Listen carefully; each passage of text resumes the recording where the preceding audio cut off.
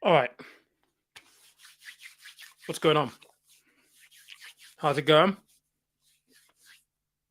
It's been a couple of weeks since I last did one of these, so here we are.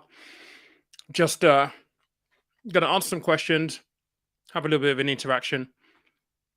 If I need to scribe, I can now scribe because I found a workaround because it hasn't been working for some time now.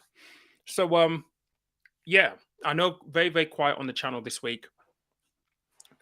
There's a lot of stuff going on. I do have some videos in the barrel for this week. But after this week, and well, not after this week, after the following week, when it becomes a little bit quieter, there'll be more effort in terms of videos and stuff like that. But this is just an opportunity to interact and stuff. And depending on how many questions we basically get, will determine how long this basically goes on for. But yeah, I hope everyone is well. I hope everyone is keeping sane and faring okay. But yeah, this is where we are. So a Q&A, as you will notice, I'm in a completely different setup. I've moved my office from downstairs to upstairs because I just needed more space. It's been nice, to be honest, to be able to operate in a bigger space. I don't feel as claustrophobic, and it's an amazing how much of an impact it has on productivity. I've got a better window here, better light. And I've actually got a different setup for YouTube videos than I did before. So there's a lot more flexibility in this. So I'm really pleased. But anyway, let's have a look and see what's going on in the comments. Kev, how you doing? What's up with the background? I've literally just changed. I switched rooms, mate, since the beginning of this whole thing. I've been using the office downstairs on the first floor. I'm now on the third floor of the house in one of the other guest bedrooms that we actually doesn't ever get used. So this is my new setup now. This is where I'm going to be working from. It gives me more space, more flexibility, which is a good thing for me. Ben, how you doing? Welcome. Andy, how you doing? Andy. We were supposed to chat. I forgot to check up on the Discord group. We couldn't make the times work. I'll let you know what. See, this week is going to be a nightmare. This week is really tight. The following week, I'll message you in the Discord. We can try and work it out from there. Edna, how you doing? Good to see you on here. Laura, how you doing? Welcome. This week is going to be an interesting week. Very busy. The book comes out on Thursday, so there's a lot of stuff going on. And I'm going to be traveling the length and breadth of the country. Also, this week we have budget. We've got the budget this week, and from what I've been hearing, what's been mooted to come out is Jeremy Hunt trying to play around with the benefit system. What that is actually going to mean, I don't know just yet. We'll find out on Wednesday. But I would guess that he is likely going to try and encourage people back to work. And let me phrase this properly. When I say encourage people back to work, it's going to be framed in that way. However, I think what he'll end up doing if he does this is he'll end up disadvantaging people who are already disadvantaged even further, but he'll wrap it up as this initiative to get people back to work. That's what I'm expecting, but we'll find out on Wednesday. I've got a number of radio slots already booked in to talk specifically about the budget, because it kind of ties a little bit into the principles in the book and stuff like that as well. So it'll be very interesting. Crappy saying on here, I'm looking at this at the moment. I'm still trying to understand what's going on. I know that SVB, they obviously act as the bank that a lot of the tech startups rely on for funding. They hold a lot of that money. How it's connected to USDC is what I'm trying to understand, because it's had a bit of a knock-on effect to crypto. But just off the surface of it, from what I'm seeing here, it's going to be a massive problem, and it's going to have an impact on the tech sector. The question is, Will the Fed step in? I don't know, is the answer. But if they don't, I'll be surprised. I mean, there has to be some kind of intervention. It's a very, very, very big US bank. It's one of the largest banks. And this will be one of the biggest failures of a financial institution since the 2007 2008 crash. So I don't know that they're going to allow it to happen, but a lot of the tech startups who have their funding via SVB, boy, I mean, those guys are not going to be able to make payroll. It's going to have a huge, huge knock on effect. So I haven't looked at the tech sector just yet to see what the impact is on the tech sector. I mean, if they're startups, they won't necessarily be listed. So you may not see it as acutely as you would if a tech company that's on the, I don't know, the New York Stock Exchange or something like that was using SVB. But you don't know how far the contagion actually goes in these kind of circumstances. So it's something that I'm still kind of like reading up on because I don't want to, kind of want to make a video from an informed position, having given it some thought, and opposed to being reactive. I know that there's a ton of videos out there right now from people just giving their 2 cents, but I kind of want to understand the what's going on a little bit more before I make comment. Let's have a look and see what we got here. 1 second. Food Dweller, how you doing? Good to see you on here. Kev, right, what are you saying here? I'm moving my ISA from trading 212 to Vanguard. I'm excited. I'm not moving my money from trading 212 because I'm big in US stocks, and as you all know, that's having quite a bad time at the moment. Yeah, I mean, trading 212, they've been messing around with their fees again, haven't they? I've not covered it. I know that other people will have covered it. I thought about covering it, and I might. I don't know. Part of me feels, I don't know, it's just a little boring, isn't it? Talk about trading 212 again. Like, I don't know. You tell me. If you guys want me to do a video on trading 212 and their charging structure, I definitely will. I don't know. I just feel like it's a little boring. I mean, Sasha and all that lot will be talking about that. So I know a lot of you kind of watch him and other channels like that. So I don't know. Part of me is kind of like, oh, should I just leave it to them to do and for them to deliver that piece of content? I don't know just yet, but I know that they've been messing around. I also know that eToro have just launched an ISA, which I only found out like a couple of days ago. So I might actually do a video on that. I'm not sure just yet, but they have just launched an ISA, and that's timely because of the ISA season coming in what is going to be in about 2.5 weeks. So maxing your ISAs right now, as I've already explained in that video from last Tuesday, is really, really important. Make sure you're using all of your allowances, or as much as you can of your allowance. Dean, how you doing? It's because the Circle, the company that issues USDC, had some of their reserves saved in an SVB. So it's everyone wanted to redeem real dollars, the world would be a problem. I mean, we already know that there isn't enough money in any of these banks at any one given time to actually, satisfy the money supply or the deposit that they claim to hold. It's one of those situations where it's like our system is pretty flawed. I mean, I think that goes without saying. Everyone is aware of that now. Our system is fundamentally flawed, and that's where the conversations about crypto being the answer to that system. That's where those arguments come in. But people will argue on the opposite side that is still a flawed system itself. It's mad, really, to be honest. It's, oh my god. Someone has to step in and do something, though. But the thing is, you can't have a system where you perpetually and continually have governments having to step in to rescue business. It just doesn't do a lot for confidence, and the financial system is dependent on confidence. If people are trying to get money out of a bank, it's because they feel as though, or they're fearful that the bank is going to fold and they're not going to be able to get hold of their money. So when you have a system that is losing confidence, it's unsustainable long term. I think really that's what we're kind of seeing.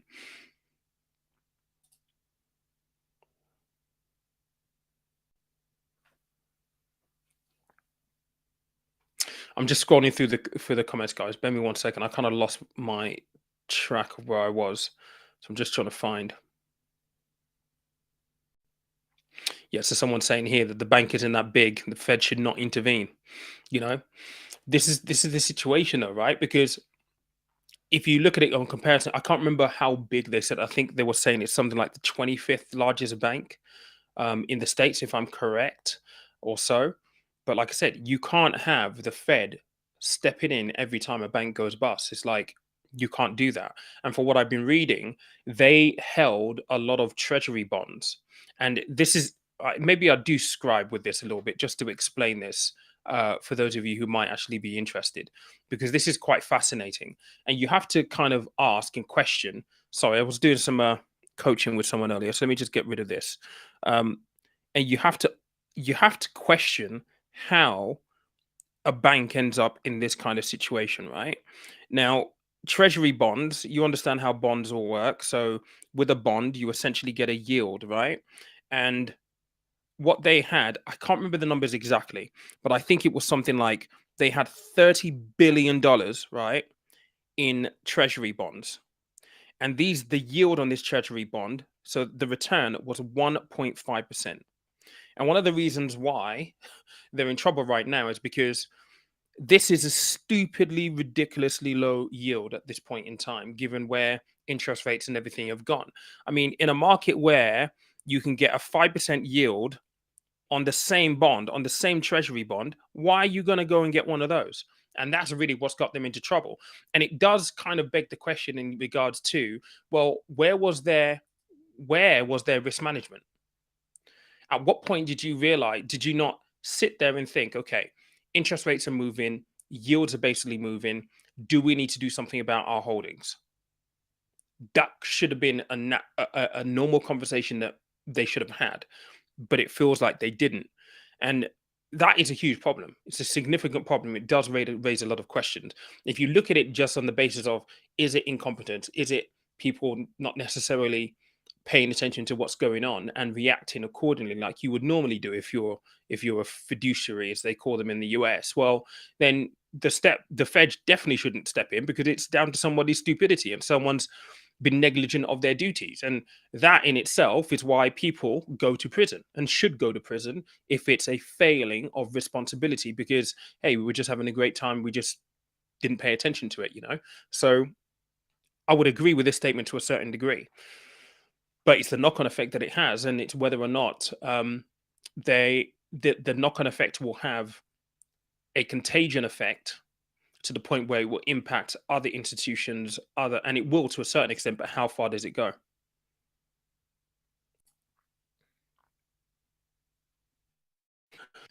Cheers, buddy. Hey, listen, man, I am here all week. So this week, because this week is going to be, I'm traveling all over the place this week, and I've got a lot of driving to do, a lot of hotels to do. And so I'm going to try and enjoy it and document it as much as possible. Like, literally, I might not do this ever again. I might not ever have a launch week for my book ever again. So I'm going to try and enjoy it. And whilst I'm traveling through the week, I'm going to try and document as much as I can, and maybe hobble together maybe a video on the channel. The thing is, right, I think the expectation of YouTube and what YouTube is I'm starting to struggle with it. Okay. So I think the expectation on YouTube now is that delivering value, which goes without saying, 100%, right?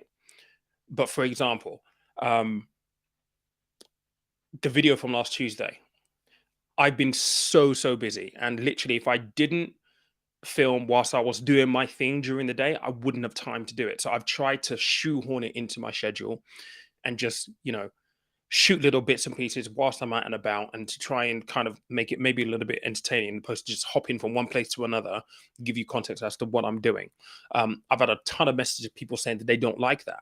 And it's like, I don't know what to do.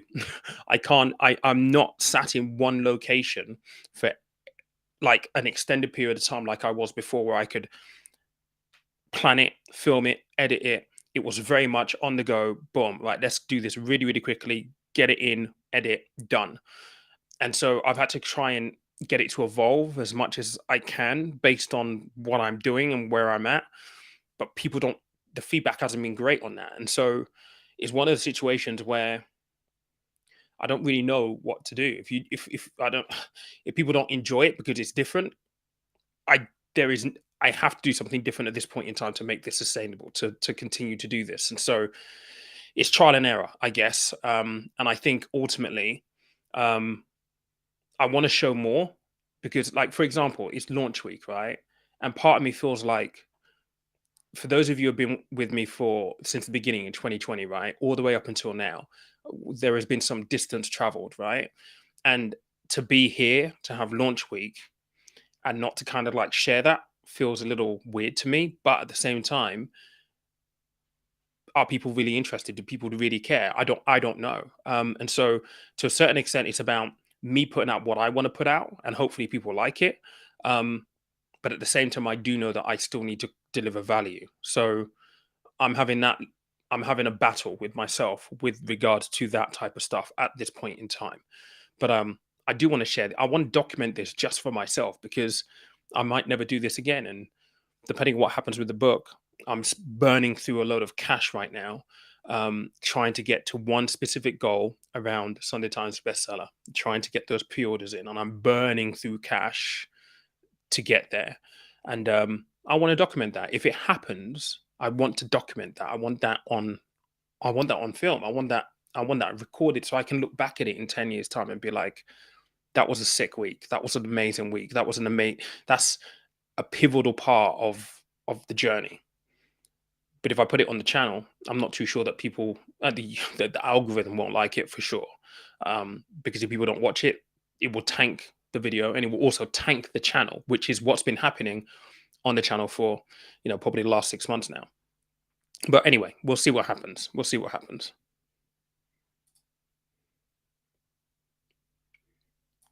All right, someone's saying here, I'm 70% property, 25 fixed ISA income for 5 year. Right, okay, hang on a second. I'm 70% property, 25 fixed income ISA for 5 year bonds, and 5% equities. Good way to retire. I'm 52. 72% property, 25%. Ah, right. Okay, cool. I was reading that thinking investment portfolio, but I can see what you're saying now. So income stream, 70% from your property, you've got 25% in fixed ISA income, which is great because that will be tax free. You've got 5 year bonds, 5% equities. Yeah, nice. I mean, I would imagine you've got a large property portfolio satisfying a large amount of it. And you know what? This is the beautiful thing, right? People think that you've got to do it one particular way. You don't. There are many ways to skin a cat, so you have to find the right way for you. And if you, Colin, if you, it's like you've built the property portfolio up to the point where it delivers most of your thing. You've got other ancillary things just to give you a bit of a backup, so you don't have all that pressure on property. That's what diversification is supposed to be like, right? So, yeah, great, man. I like it. Thank you.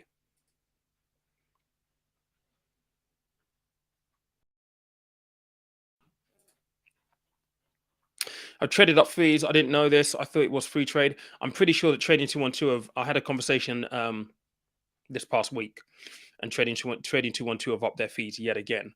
Um, you know what? They're an interesting one because they managed to max out their customer base during the pandemic, and when you grow at that scale, and I kind of said it when I was even making videos, like you have to question. Everyone's going free, free, free, free, free, but guess what? It costs them millions to keep their service going. So there's two things that tend to happen. It's either you put up fees, or if it is completely free, you become the product, and then they sell on. Like what were they? Who was it? America, Robin Hood, right? Robin Hood, because it was free, they will sell your order flow to the hedge funds, and that gives them the positions that everyone's buying so they can bet against you. And that came to head with the whole AMC GME saga, right? Because, well, they stopped trading because, well, the people who are paying them for your information are losing money. So it becomes a conflict of interest. So when you get to the point where you scale up your business like Trading 212 did, and you've made it free for the entire time, it's costing you millions upon millions upon millions to run that service, relying on the trading side to pick up some of the slack. You're going to get to a point where you have to start charging people. And I think that people became so used to this idea of, oh, it's free, it's free, it's free, thinking that's normal. Like, buddy, it's not normal. It's not normal in any stretch of the imagination. These companies incur huge fees because it costs so much to run these propositions that you should expect that you're going to have to pay. And so trading 212, we've been seeing them play with their fees for quite some time now. So, and I think they've been doing it again this week, judging by the conversation I had with somebody around what they've been doing. So yeah.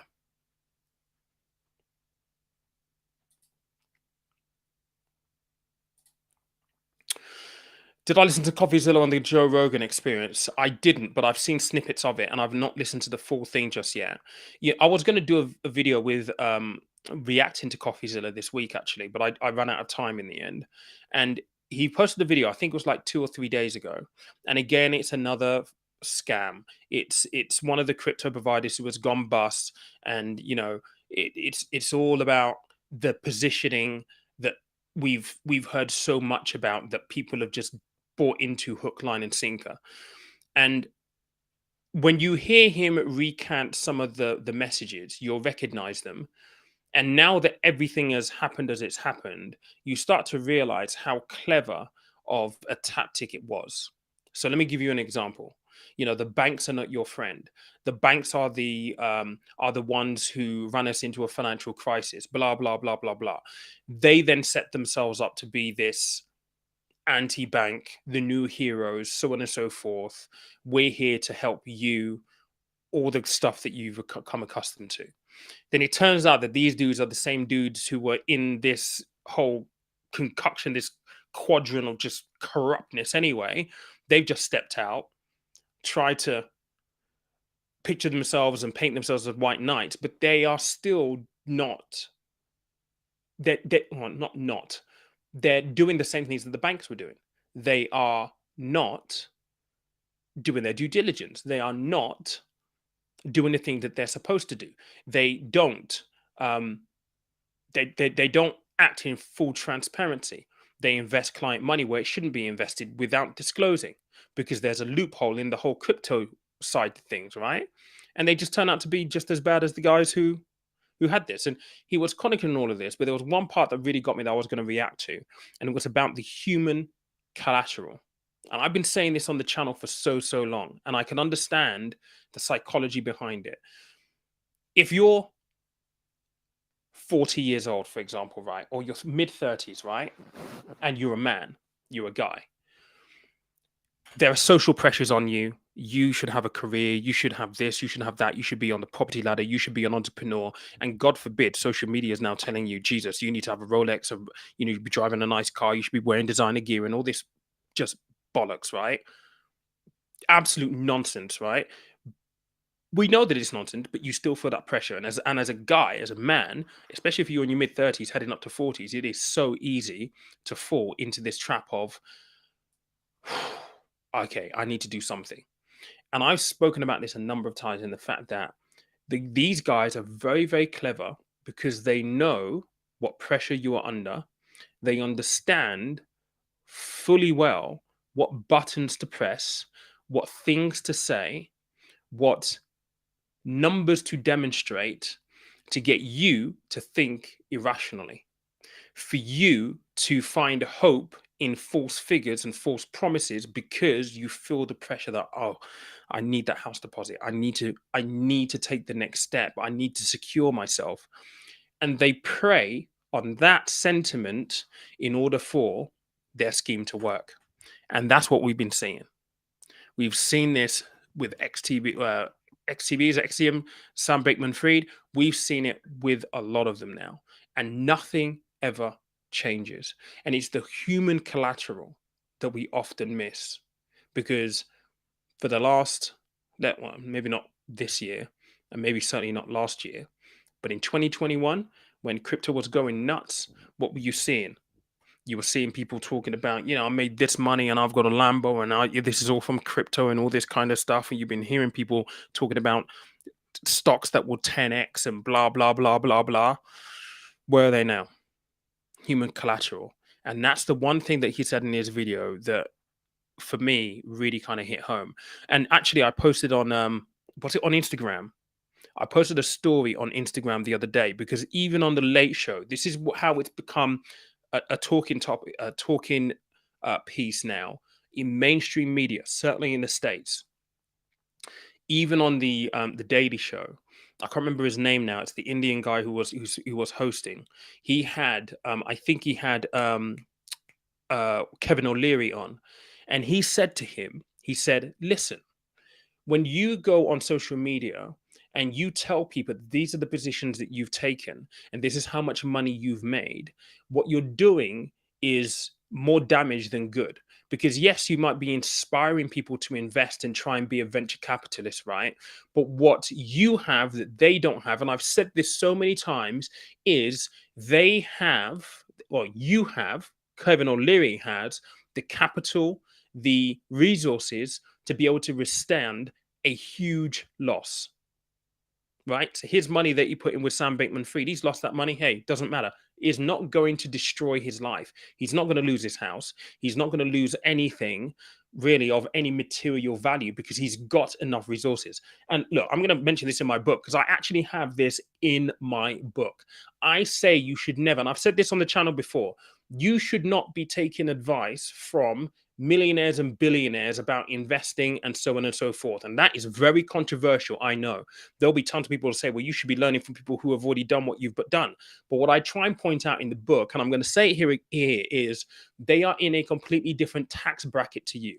And as such, they have a different level of resources. They could probably afford to lose $1 million or £1 million because they've got 9, 10, 20 still left over.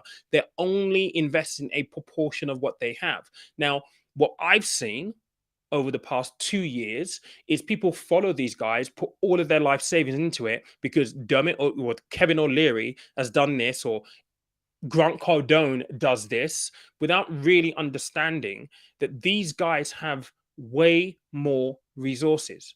And it's in situations and times like this that actually now people begin to wake up, smell the coffee, and realize, okay, maybe I messed up here. Maybe that wasn't the smartest thing to do because you didn't think about risk management. You didn't think about, is this going to cause me to lose my house or to lose the clothes off my back? People haven't necessarily thought about that. And CoffeeZilla explains it and articulates it beautifully in that video. And I will do a reaction at some point just on that so people to say. But I think hopefully now that we've seen everything over the last 24, 18 months, we've seen how things have transpired. There's a lot of hot air that is being let out of this balloon, this bubble, right? Hopefully now lessons have been learned. And with those lessons having been learned, hopefully people will be able to be more discerning of the information that is out there. And I hope that in doing so, better decisions come as a result of that. That's what I hope anyway. But I've not listened. I need to listen to the Joe Rogan one. I've only seen little snippets online, but I've not listened to the full conversation just yet. Let's go on to the next one. All right, guys, we've only got 9 likes on here. There's 56 of us on a minute. Can we get that up, please? Let's try and get this up to 25 if we can. That would be amazing. It just helps with the YouTube algorithm and stuff. And just how well the video will do. Right, do you think ISA allowance is going to remain in 2023, 2024 budget? What about capital gains tax? Okay, look, capital gains. I think it would be extremely controversial, and I'm not saying this is going to be completely impossible, but if Jeremy Hunt goes anywhere near the capital gains tax brackets, oh my god, I think there will be an uproar. I mean, he's already messed around with the allowance. I mean, you go from £12,300 to £6,000 on April the 6th, and then £3,000 the next tax year. If he touches those the rates of tax on capital gains or dividends, people are not going to be happy. And I don't think from a political point of view, he's going to have the audacity to do that. I think that would be wrong. And as a byproduct of that answer, I doubt that he will touch the ISA allowance. Because if he does, again, I think that will be political suicide. Having said that, though, I could be absolutely wrong because who knows? Look, desperate measures right now. I would assume. Um, Desperate measures right now. So who knows? We'll have to see on Wednesday what happens. Hopefully not, though. I really, really hope not. Because otherwise, what's the incentive? What's the incentive to go out there, work, and invest money? What is the incentive? One of the biggest contributors to the GDP of the country is the financial services sector. So you're directly going to be impacting that sector if you did things like that because you make it less attractive. But who knows, mate? I hope not.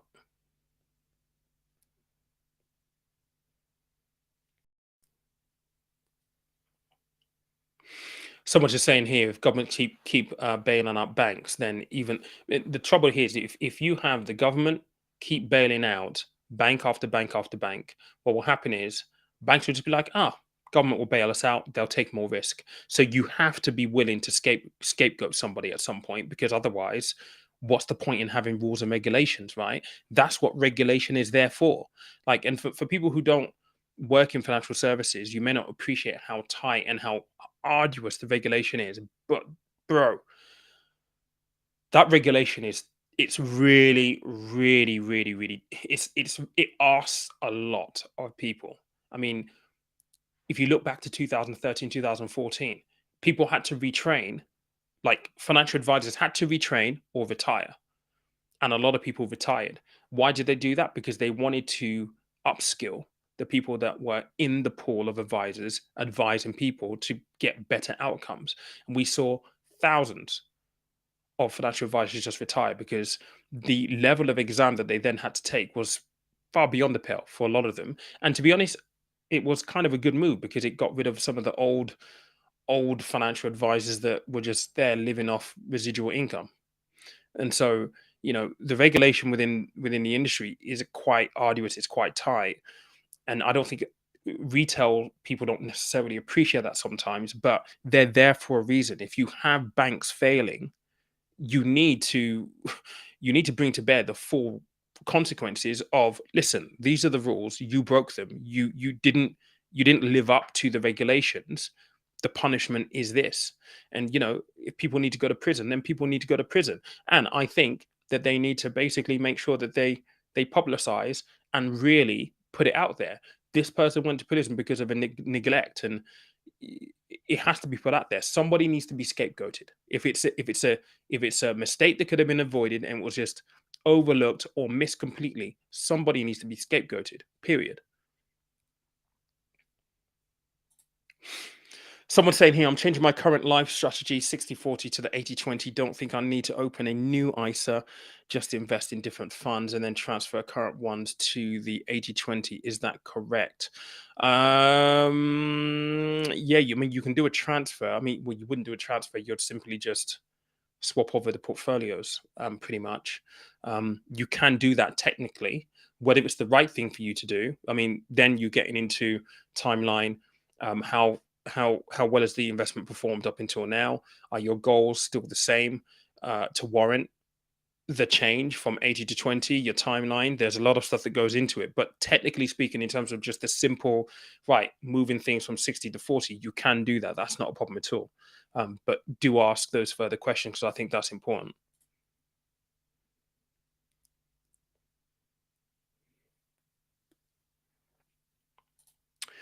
Yeah, thanks for this, Dean. So I did see some numbers from HarperCollins on the book. It looks okay. It's still some way away from the 3,000 that we need for it to be in with the chance to get on the Sunday Times bestseller. And so, like I said, at the moment, I'm burning through cash on ads at the moment to try and push audience sales um, as much as I can.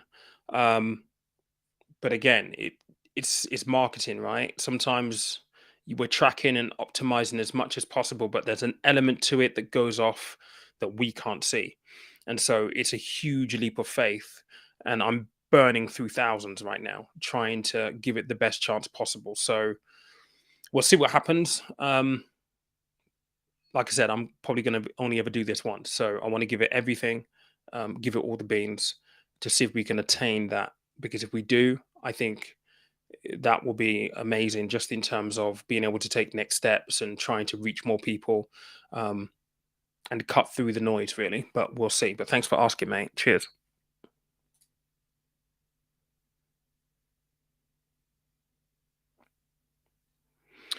Just scanning through. Carly, how you doing?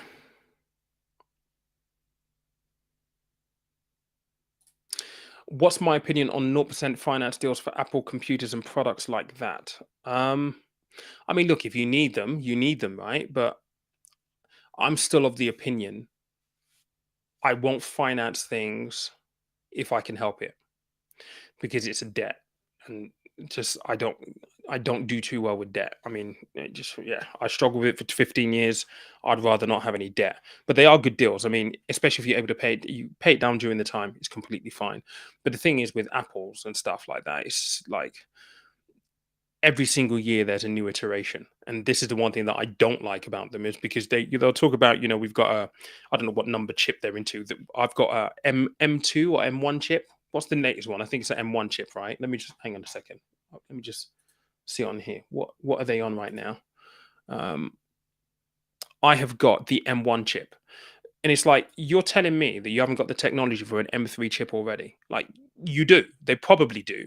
But they they release it in incremental increases every single year, just to milk as much money out of people as possible. Now, from a business and investor's point of view, you're like, hey, that's cool, profits, right?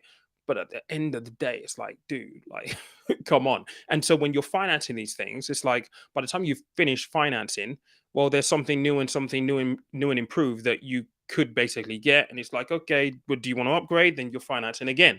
And it's like, you know, I try not to use them if I can help it, but 0% is good just on the number, because you'll be hard pressed to find much else that has 0% offers on these days. And let's face it, Apple's big enough to be able to offer 0%, because they just know that it's cash that they're guaranteeing for the next 12, 24 months, or whatever term you basically pick. It's guaranteed cash flow, so they can count on that money coming in. And yes, there might be a default rate, but that's why they do all the checks, right?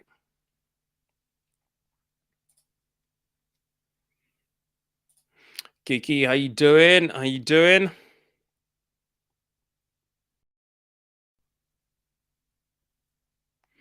Just scrolling. All right, so someone's asking here, Arsenal Queen, you support Arsenal? You guys at the moment are absolutely flying. Pete, what's the benefits of opening an ISA versus keeping my savings in a normal savings account? Okay. Let's scribe this 1 second. Let's get this out.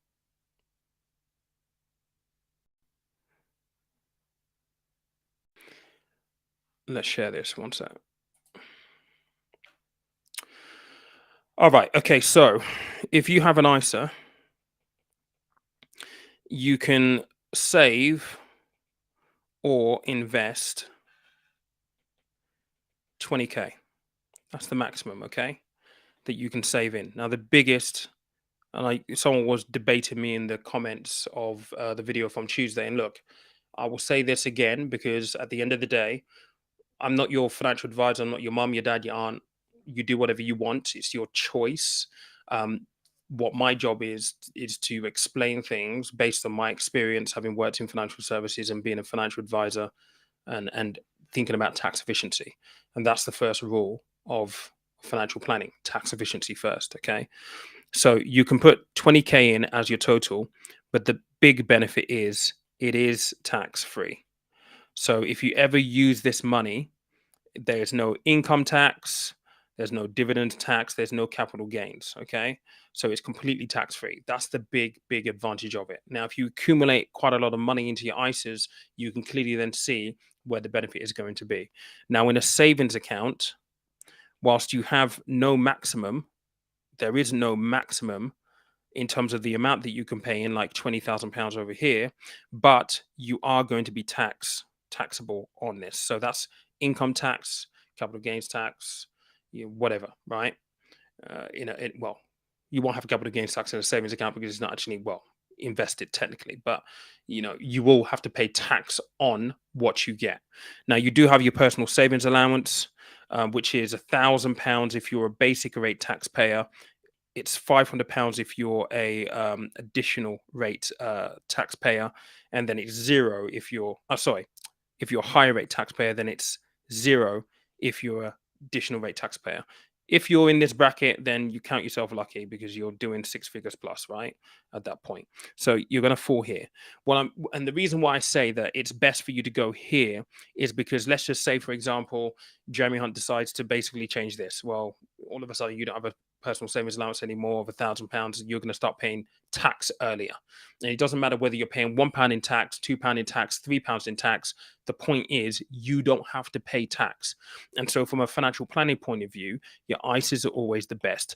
Now, this is the thing that this person was screaming and shouting at and saying, which is a great point, is that in most savings accounts right now, if you look at them versus ISAs, you might be able to get a 3% here, but over here you might get a 1.5%, right?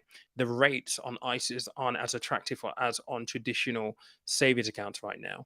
And so the choice is, do you go for the higher rate, which will be taxable, or do you stick with a lower rate knowing that there will be no tax at all on this money in the future? I can't answer that question for you. That's for you to decide. But I always think about it from the first thing that you learn, tax efficiency first. Think tax efficiency. And so you start with your ISAs and then use all of your tax efficient accounts available before you hit into your savings. That's generally the principle. So hopefully that's helpful in some way, shape, or form.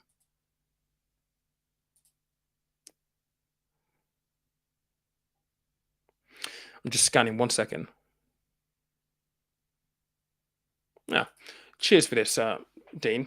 The vlog style, more real, and that's kind of what I'm trying to kind of get to. Like, it's hard work, man. It's hard work scripting videos and then setting up to film. And I mean, God knows how much money I've spent on equipment. I've spent thousands upon thousands of pounds on camera equipment. It's mad, all to be in a room. And if I think about it from a well-being point of view, it's not great because being in a room constantly filming, not being out of the house, it's like I kind of enjoyed. Actually, you know what? I'm charging. Let me just grab 5 minutes quickly now, start the first part of the video and capturing little bits here and there. It is better productivity for me because I'm out doing what I would normally do and also getting a bit of content in as well. So we'll see what happens. But for the next few weeks at least, we'll continue on that route. Right, let me just pull attention. I know that people are looking at the QR code. Let me just throw one more up here just to give a shameless plug. Now, look, the book is out on Thursday. I'm having a book launch on March 25th in London. So if you are around, by all means, come along. It's going to be cool. I am limited on numbers, though. That's the only thing. So when I say this, I'm a little concerned that more people are going to turn up than I can actually host at the venue. But if you do want to come along, please reach out to me on Instagram. I can give you more information, more details. But basically, the whole point is, if you come along, if you've already pre-ordered the book and it arrives by the 25th, because you'll get it on the 16th or the 17th from Amazon. If you've ordered it on Amazon, bring the book with you. You need to show it on the door, and I will sign the book for you on that day. So it's a launch/signing event. But yeah, you can use the QR code to have a look at the book. Really do appreciate the support. Like I said, we're trying to get to 3,000 pre-orders. We still have some way to go to make it happen. And if we do get onto a Sunday Times bestseller, oh my God, that would just be absolutely, it would be amazing. But like I said, there's a lot of factors that I can't influence around that. And so I'm trying to do everything that I can to get to that number, but we'll see. But your support, even if you buy one book, is more than appreciated because it gets us there. It gets us to where we need to be. So thank you. Let's just get rid of that. Right, where was I? Carly's saying her and Marcus are coming. Listen, I've met you, Carly, but I've not actually met Marcus just yet. So it'll be good to meet Marcus. And Marcus is coming along with Gary Gono. So actually, let me just plug this really quickly. I was on a podcast called No Brown in Town by Gary Gono. You should go and listen to that episode. Really, really cool. Really, really cool episode. I listened back to it and I had a good time listening to it. And I hate the sound of my own voice. I never listen back to my podcast or watch my own videos because I just don't like the way I sound. But the conversation was actually pretty good. So definitely, if you Google "No Brown in Town," it should come up. Go and listen to the conversation there. It's only about 20 minutes or something like that. 20 minutes, 30 minutes, maybe 28 minutes. Really, really good conversation though. So to go check that out. But yeah, Gary's coming along with Marcus and yourself, obviously, Carly. So it'll be good to see you there on the day.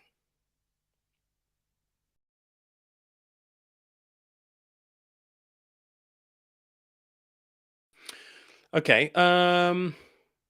Amelia, plan to student loans and whether to overpay them all at once. Okay.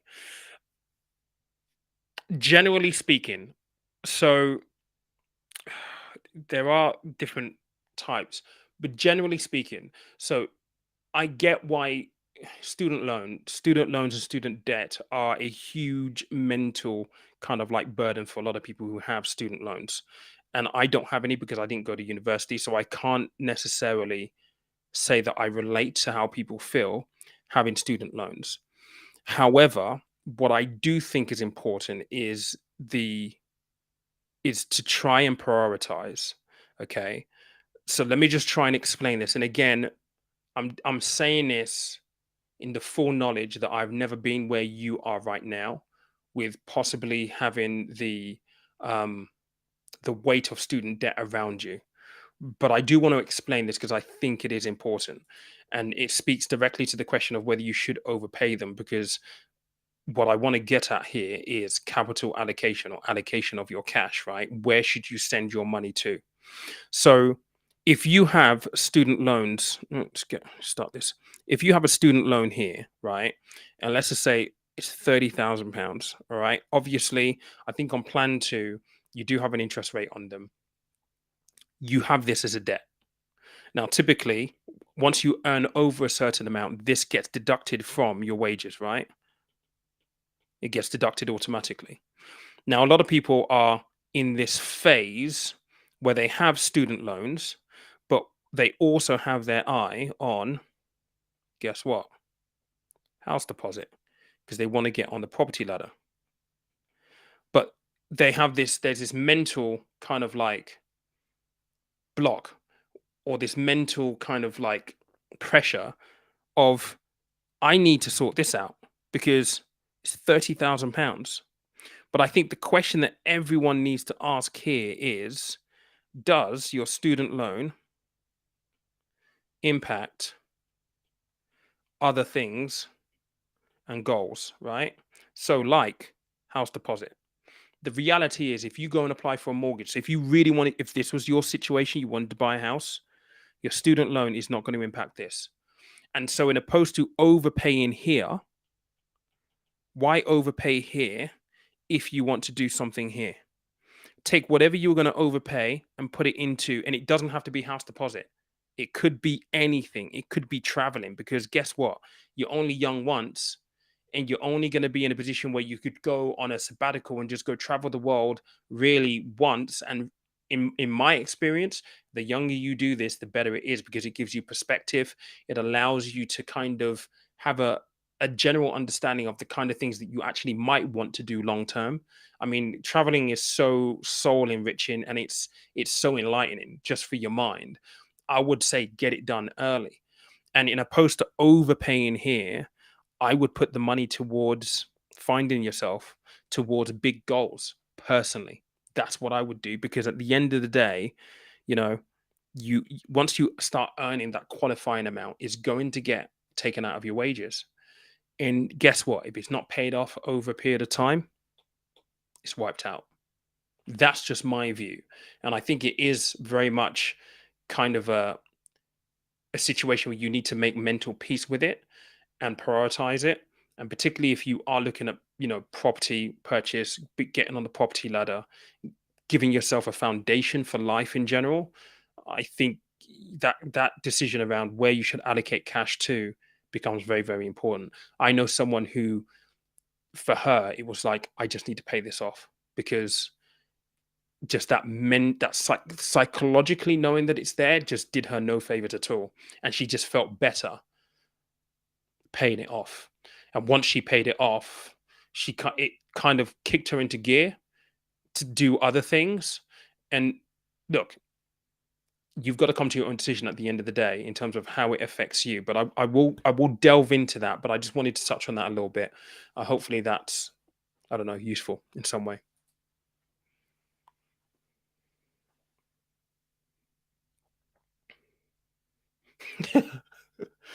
Oh god, I was like Rishi Sunak when paying with petrol for the first time. You know what? The weirdest thing was when I had when I had the courtesy car, because obviously in the Tesla everything's on the screen. I put on the wipers by mistake, and because there were so many stalks, I was like I couldn't figure out which one it was. And I was sat there in the car trying to figure out, okay, like so which stalk is it? Is it this one? Is it that one? And it took me probably about 2-3 minutes to understand it, to figure out. And when I was filling up, it was like, okay, is it petrol? Is it diesel? I had to remind myself. Whereas before, it's like you rock up and it's like, hey, it's that one. Boom, in. I had to really think about it because I was petrified of putting diesel into a petrol car.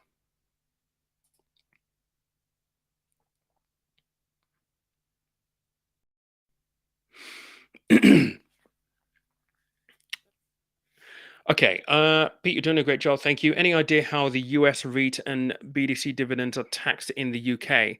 Are they treated as regular stock dividends or for tax purposes? Well, look, that right. So for REITs, it's not a dividend, is it? Um, do they pay it as a dividend as a REIT?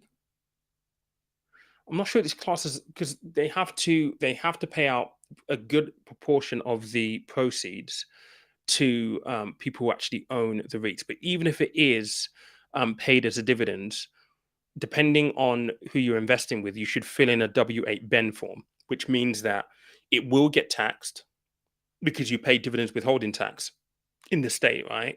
You will pay tax, but the dividend withholding tax, the W-8 Ben form will mean that you pay less dividend withholding tax than normal. But that's all done at source, mate. So literally, it's going to get taxed at source before it even hits your account. So anything that hits you has already had the tax taken off. What you need to make sure is you fill in a W-8 Ben form. If you haven't done that, you definitely need to go do that. You can't backdate or claim back anything that you might have already paid tax on already. So, unfortunately.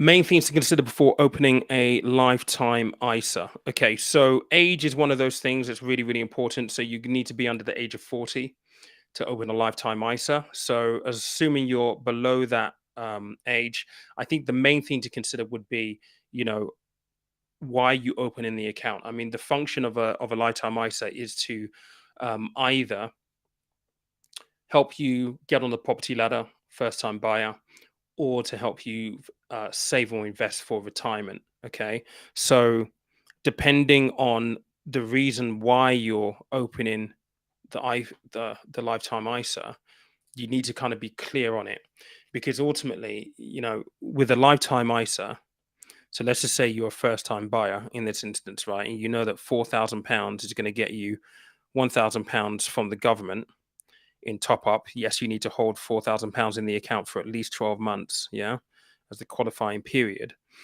But if you go and withdraw the money from this lifetime ISA and you didn't use it for a house purchase, you have to give back what you got in a bonus.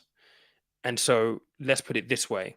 If you put £4,000 in, you got £1,000 from the government, and you need to take the money out, you may not necessarily be giving back £1,000. You're probably going to give back a little bit more. And the reason for that is if you're in a stocks and shares lifetime ISA, so let's just say you put £4,000 in, right? But actually you've had an extra 400 quid, so a 10% return, right? When you add that, £1,000 on, that's 5,400. Well, you're going to give back 25% of 5,400, which is more than the £1,000 you got from the government. So you need to be mindful of that. You just need to be very, very clear. If you are going to be opening it to be a first time buyer, and for that purpose specifically, be aware that if you need to take the money out, you may give the government back more money than they actually gave you. And if you are going to be using it for retirement, there are some other restrictions around retirement. I mean, look, £4,000 is the maximum you can pay in. But if you look at something like a pension, depending on how much you earn, you could be paying in £40,000. That's 10 times the amount. But the great thing with, lifetime ISA is, accessibility on this side, right? You can access the money. Over here, you have to be 55 years old or currently under legislation before you can access the money. So there are swings and roundabouts. You have to understand why, what purpose you're opening it for, and then just make sure that you're crossing the I's and dotting the T's in terms of the information and things that you need to know.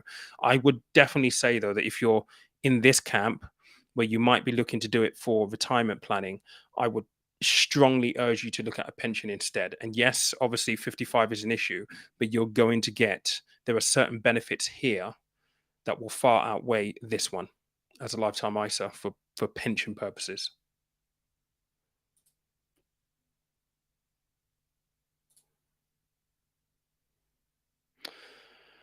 Let's have a look. Romeo, am I still operating as a financial advisor and still taking new clients, or are you all in with your YouTube channel? One sec.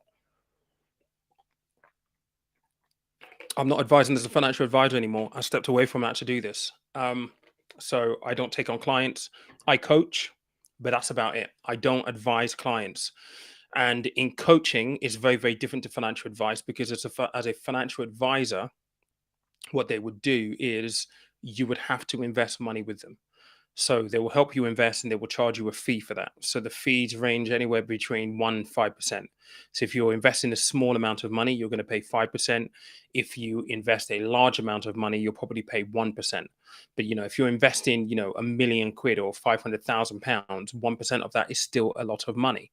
And then on top of that, you're going to pay an ongoing yearly fee, which could be anywhere between 0.5% and 1% ongoing. That's for the management, them looking after you and reviewing your portfolio every single year.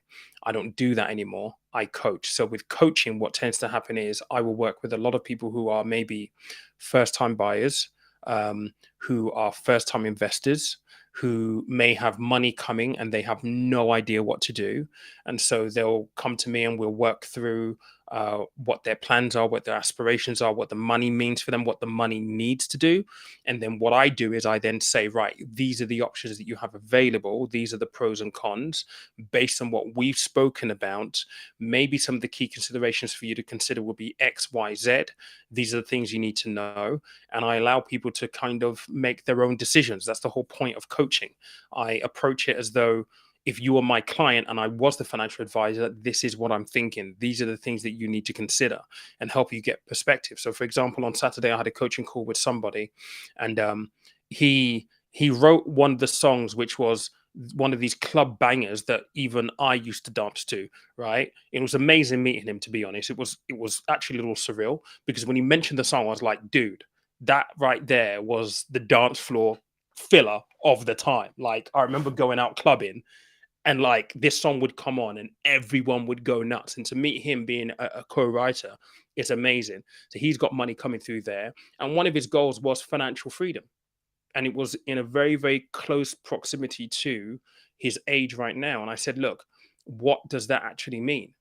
And when he started to articulate what that basically meant, we can then start to unpick, right, what's the right thing for you to do, and not the right thing that other people think you should do. So he was in a situation where people were saying, you should buy property, you should do this, you should do that, and all this kind of stuff. But actually, when he articulated what financial freedom meant to him, it wasn't about buying property and having investment portfolios in property necessarily. For him, it was about actually knowing I've got no mortgage. And actually, the income that I have coming in terms of royalties and what I do day to day would allow me to have better choices and to do different things. And so you start talking about investing, and then you start talking about property from a different angle. And that's my job as a coach, to help people get round to clarity in their mind. Okay, what does this mean? What are the options? What are the things that I need to consider? And sometimes it can be an ongoing process. A financial advisor will literally just take your stuff, deal with it, and you don't have to worry. With coaching, it's all about helping you come to the decisions yourself. And there's a huge mentality, goal setting piece to that as well, because some of the things are rooted in habits that you will need to change. And I talk about this again. I talk about all of this in the book. It's about understanding what matters to you, and then using the money and the resources that you have on a monthly basis to facilitate the things that you want.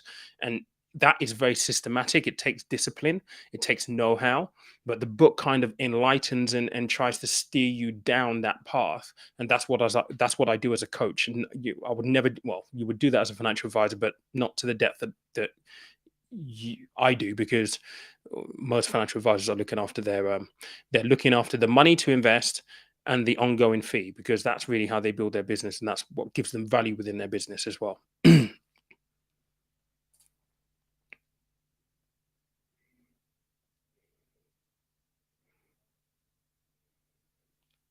Yeah, this is a good question. I haven't actually had a look at it, Walter, just yet. I need to have a look at it, so I don't know how competitive it is at the moment. I think the main thing will be fees, mate.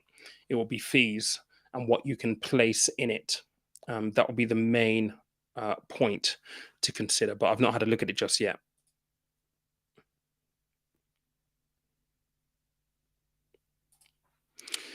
Has my views on investing in China changed? Not at the moment, no. To be honest, I've not really followed the news. I've been too busy. I've not followed a lot of the investment news at the moment.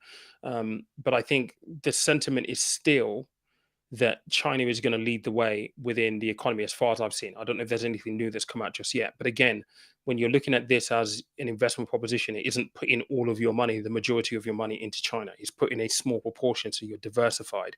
And this is the thing that people don't understand when they listen to videos or watch videos. It's not go and put all of your money into China. It's use it as a diversification tool to help you get an edge in your investment portfolio. Like, that's investing is about managing risk and taking calculated risks. And this is what professional investment people do, investment managers do. They look for the edge in the market. And so if there's a territory that is rumored or looks like it's going to give them the edge in the market for that extra 1 or 2%, then they position portfolios to do so. And I think that's really important when you're taking in information about anything, investing on any source, from any source. You have to think about it in that way. What is giving you an edge? And for you to understand what's giving you an edge, you automatically and fundamentally need to already have had a plan and a foundation upon which you've built yourself. So, for example, let me see if I can illustrate this in a way that will kind of make sense. If you have a portfolio, let me just get rid of this one sec.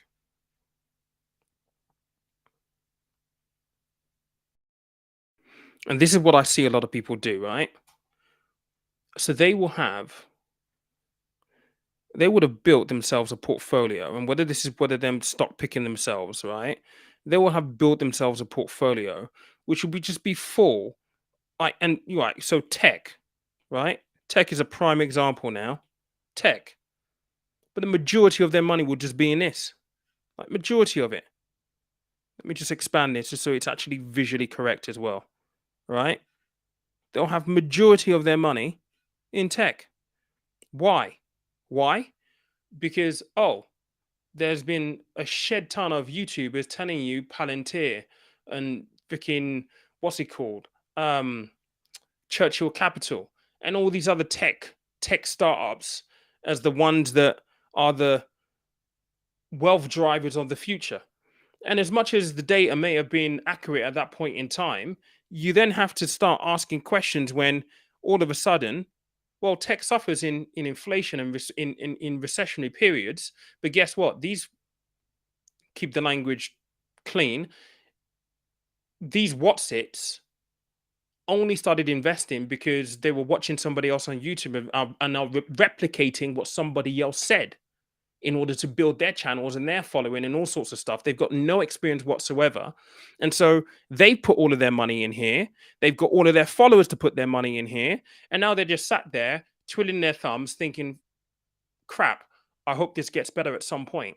And they did not at any point, more than likely, think about, right, how do we actually diversify this?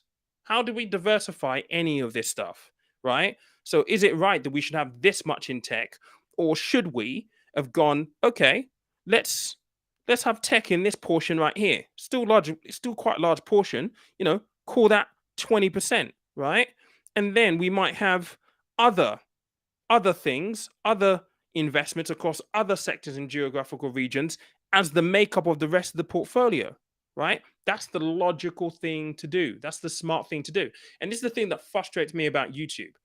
I've been in the industry for some time talking about this stuff, actually working on a day-to-day basis with investment managers, and I'm a financial advisor sitting in on investment committee meetings talking about this stuff.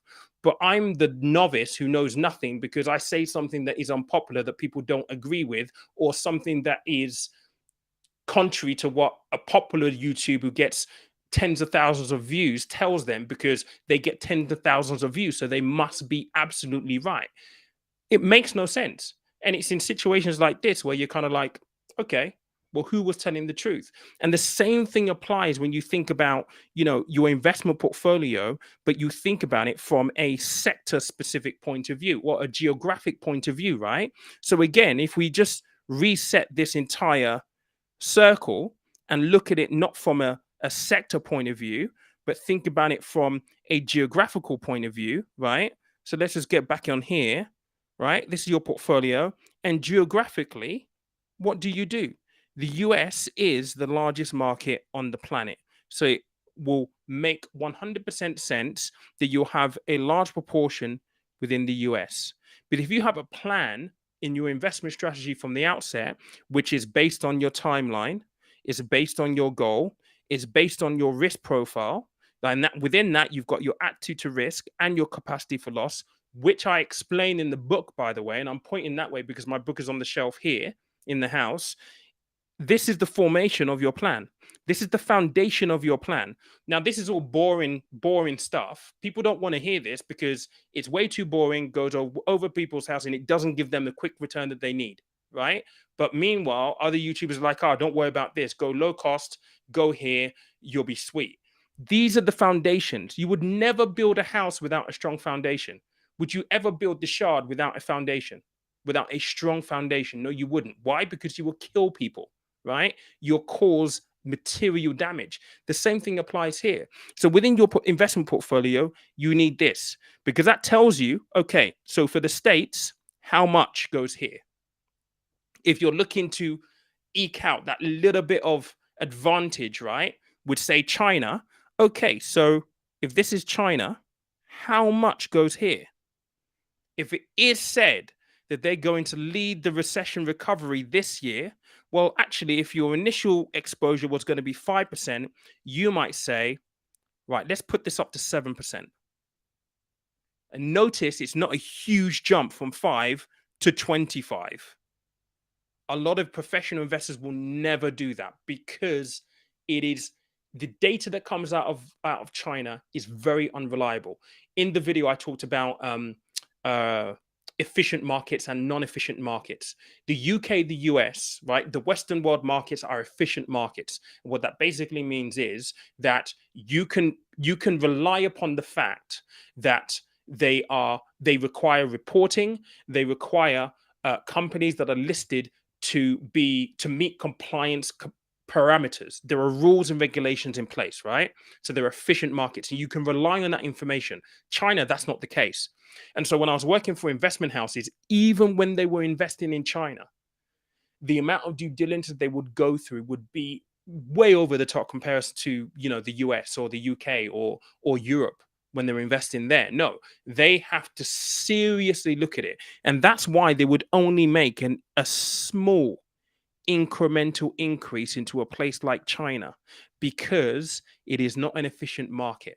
And whilst they want to eke and get some advantage, they will do the work that is required to do the additional due diligence to ensure, okay, we think we're making the best decision here based on the information that we can get and based on the data that we can analyze. And they have flaws and flaws and flaws of analysts, right? But they're still only making small increments. And I think that's really, really important. Whenever you're watching stuff on YouTube, listening to stuff on podcasts, watching stuff on TikTok, you have to be aware of all of this stuff. So when I say China looks like it's leading the way to the recovery of the recession in 2023, that isn't to say you go, right, I'm taking all of my money out of the US and now turning that into China. No.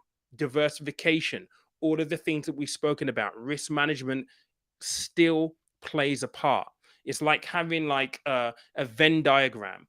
They overlap. To what degree do they overlap though? But fundamentally, you have to have this. If you have not got this, these kind of decisions become impossible to make because you have nothing to base it on. Nothing. And so, look, I still think China will still be used in investment propositions and investment portfolios to try and get that little bit of additional advantage to eke out some additional growth. But it's not going to be a situation where people are going to plow in a shed ton of money. And I think I gave an example where some hedge funds were putting in billions of pounds. Now, when people hear billions and billions of pounds, you think that's all of their money. Like, no, it's not. Like, these hedge funds are managing hundreds of billions, right? So if they're putting 1.5 billion or 1 billion into something, it's still a minuscule amount of what they actually have. And it's really important that you take that with a pinch of salt. It's the same thing as taking advice from millionaires and billionaires who, say they put X amount into this one and you feel you've got to put in as much as you possibly can. No, it has to be in relation to what you can afford to lose, what you're willing to lose, and all of the stuff we're talking about, your timeline, your goals, what you're actually working towards. That's a very long-winded answer, but it's an important answer. And again, as you progress on your journey, be it with me here on this channel or on other channels, I hope that you take this away. Because if other channels aren't telling you this stuff, it's either because they don't know it first and foremost, or they just don't care. It's one of the two. It's one of the two. And both of those two things are as bad as the other. And actually, well, them not knowing it is even more worrying than them not caring. Because if they don't know it, it's the blind leading the blind. And that in itself, you're going to be walking off a precipice. Right, let me just find where I was because I've skipped and there's quite a few comments on here, questions on here as well. I've just seen this at the bottom. Look, it's true. Look, I've got money in Tesla, but I've got a small amount in Tesla. I haven't got everything in Tesla, but it's true. People have a shed load of stuff in Tesla, and people have put all of their stuff in Tesla. It's mad. It's crazy. It's absolutely nuts. If go back and watch videos from YouTubers from 2020, 2021. Go back and go watch them. And given everything that you know now, ask yourself whether those were sound videos to make. And I'm talking about the stock picking ones, by the way. The ones we're talking about Palantir and this stock and that stock and this stock and that stock. It's not wrong to buy a stock because you feel that it's going to give you growth. There's nothing wrong with that at all. But the reasons behind buying it, well, the reasons founded in, right, risk management, goal setting, timeline, planning. I'm going to hold it for X amount of time. The risk is this. This is how I diversify and manage the risk. If they didn't speak about any of that, it's probably because they don't know anything about it. And these are the people that people have been following and copying and using as their barometer. Makes you question it, right? I mean, who goes to I'm trying to find the right analogy here. Who goes to a dentist for brain surgery? Nobody, right? People go to novice YouTubers for investing advice. How freaking crazy is that?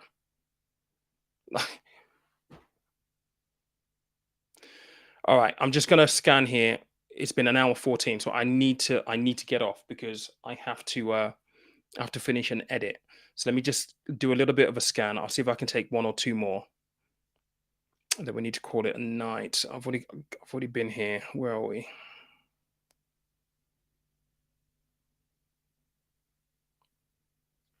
Where are we? Where are we?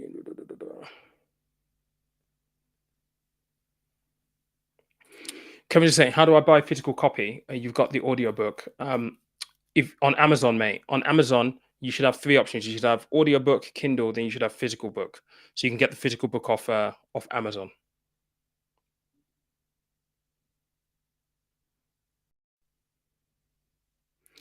Okay, I've been here. We've been here. Uh,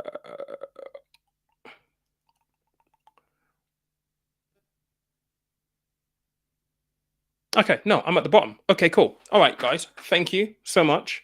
I appreciate you. Um, like I said, this week is going to be busy, so I'm going to try and document as much as I can. There might be like a vlog style video that will come out just to share with you guys. But I appreciate you. I'm going to do an edit right now, and hopefully clock off a little. I say early. This will be early for me, but the edit is probably going to take another hour or so. But the video, the podcast episode that will be out at 6 a.m. If you've noticed, I've been doing the video versions of them that go out on a Monday at 12. So the conversation tomorrow will be on the channel at 12, so it might be worthwhile catching that. But thank you so much, guys. I appreciate you. Enjoy the rest of your weekend and have a good week as well. Cheers.